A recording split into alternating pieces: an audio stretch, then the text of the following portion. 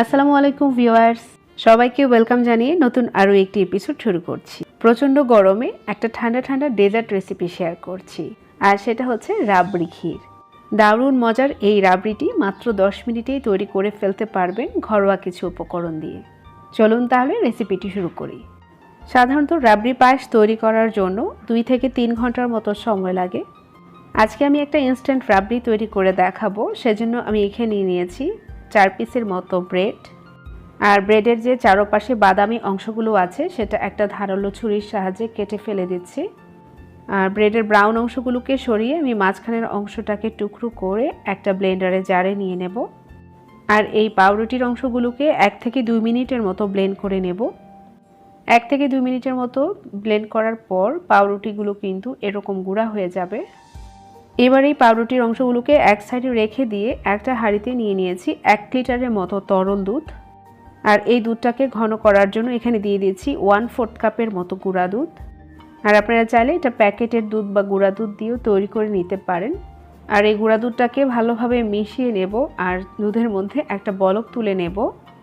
প্রায় 6 থেকে 7 মিনিটের মতো দুধটাকে জাল করে কিছুটা কমিয়ে নিয়েছি। এবার আমি এখানে দিয়ে দিয়েছি 1/3 কাপের মতো চিনি, আর সাথে দিয়ে দিয়েছি আগে থেকে গুঁড়া করে নেওয়া পাউরুটিগুলো।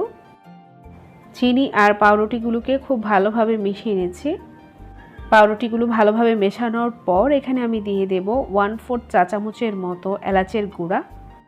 এ পর্যায়ে কিন্তু পাউরুটি দেওয়ার সাথে সাথে এর ঘনত্বটা অনেকটাই বেড়ে যাচ্ছে।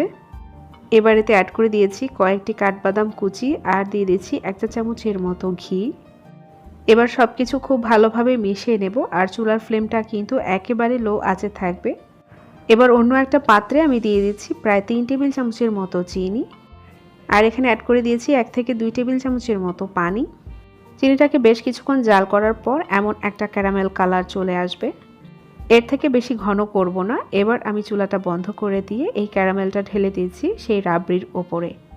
আর রাবড়ির ওপরে এইভাবে চিনির ক্যারামেল করে দিলে এর টেস্ট এবং ফ্লেভার দুটোই কিন্তু চমৎকার আসবে।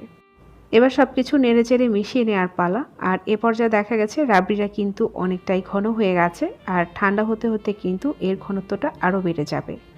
শাহি একটা ফ্লেভার আসার জন্য এবার দিয়ে দিচ্ছি 1/2 চা চামচের মতো কেওড়া জল। এবার নেড়েচেড়ে চুলাটা বন্ধ করে দেব, আর এটাকে সম্পূর্ণ ঠান্ডা করে তারপরে আমি সার্ভ করে দেখাবো। ঠান্ডা হতে হতে এই রাবড়িটা একেবারে পারফেক্ট ঘনত্বে চলে এসেছে। ওপর থেকে কিছু পেস্তা আর কাজু বাদাম দিয়ে সাজিয়ে নিচ্ছি। যে কোনো ধরনের মিষ্টান্নর সাথে এই রাবড়িটা অ্যাড করলে খেতে ভীষণ ভালো লাগে। যেমন কালো জাম, গোলাপ জাম, চমচমের সাথেও অ্যাড করে খেতে পারেন। অনেকটা দই দিয়ে যেমন মিষ্টি খাই ওই রকম। তাছাড়া পরোটার সাথেও কিন্তু সার্ভ করা যায়। আর এই রাবড়ির ক্ষেত্রে সময় এবং উপকরণ দুটোই কিন্তু খুব কম লাগে। আপনারা একবার হলেও তৈরি করে দেখতে পারেন, আশা করছি ভালো লাগবে। আর ভালো লাগলে অবশ্যই চ্যানেলটাকে সাবস্ক্রাইব করে পাশেই থাকবেন। আবারও দেখা হবে নতুন কোনো রেসিপিতে ইনশাআল্লাহ। আজকের মতো এখানেই বিদায় নিচ্ছি। আল্লাহ হাফেজ।